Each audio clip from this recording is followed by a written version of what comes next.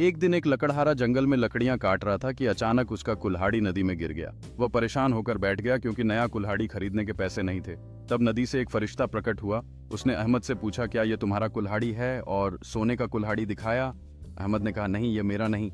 फिर फरिश्ते ने चांदी का कुल्हाड़ी दिखाया। अहमद ने फिर इनकार किया। आखिर में फरिश्ते ने लोहे का कुल्हाड़ी निकाला। अहमद खुश होकर बोला, हाँ, यही मेरा है। फरिश्ता उसकी ईमानदारी से खुश हुआ और उसे तीनों कुल्हाड़े तोहफे में दे दिए।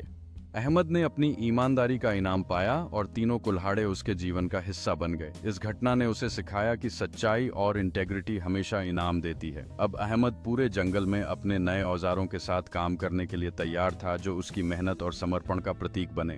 अहमद ने सच्चाई और ईमानदारी से सीखा कि मेहनत का फल मीठा होता है। अब वह हर दिन मेहनत करता था अपने नए कुल्हाड़ों के साथ और जंगल में खुशहाल जीवन बिताने लगा। उसकी कहानी ने उसे और उसके गांव वालों को यह सिखाया कि सच्चाई की ताकत हमेशा जीतती है।